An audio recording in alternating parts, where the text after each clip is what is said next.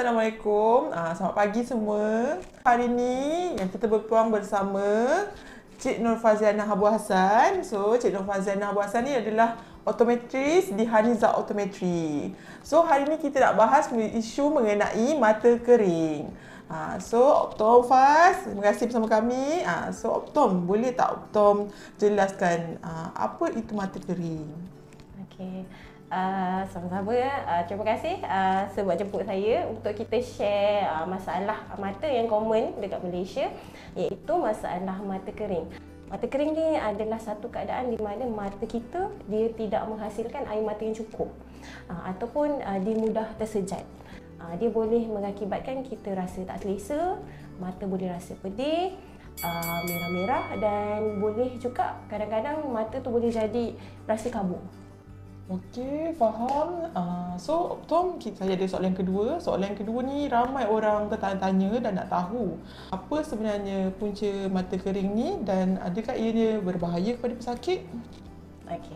So, ada banyak faktor ataupun punca yang boleh berlakunya mata kering ni lah. Antaranya, yang pertama adalah disebabkan oleh penggunaan skrin digital yang berlebihan. Zaman sekarang kita dah semua orang ada telefon, semua orang ada tablet, kadang-kadang ada komputer riba ataupun TV sekalipun. So bila kita tengok benda-benda yang ada skrin ni, mata kita dia akan jadi kurang berkelip. So bila kurang berkelip, mata akan jadi cepat kering lah. Yang kedua boleh jadi faktor disebabkan oleh pemakaian contact lens, kanta lekap. Contact lens ni bila kita pakai lebih daripada waktu yang sepatutnya, contoh lebih daripada 8 jam, contact lens tu akan serap air dalam mata kita lah, sebab dia nak maintain dia punya sifat, iaitu contact lens tu lembut. So bila dia serap air, mata kita akan jadi kurang lembap.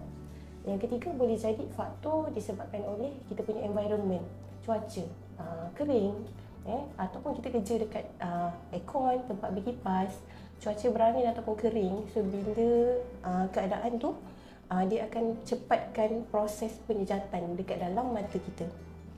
Yang keempat boleh jadi disebabkan faktor usia. Biasanya umur 50 tahun ke atas lebih cenderung nak ada masalah mata kering disebabkan oleh penghasilan air mata tu sikit. Dan yang kelima boleh jadi disebabkan faktor pengambilan ubat-ubatan.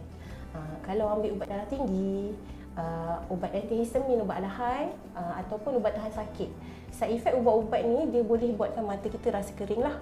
Ada juga punca-punca lain yang boleh menyebabkan mata kering, contohnya macam perubahan hormon. Orang mengandung ataupun orang yang dah menopause lagi cenderung nak ada mata kering lah. Ataupun kita sendiri kurang ambil air ataupun nutrien yang cukup untuk badan kita lah. Kalau awak tanya bahaya ke tidak masalah mata kering ni kepada kita, jawapan dia tak. Tapi kalau kita biar je masalah mata kering ni berlarutan, berpanjangan, dia boleh menyebabkan kita punya kualiti penglihatan akan merosot.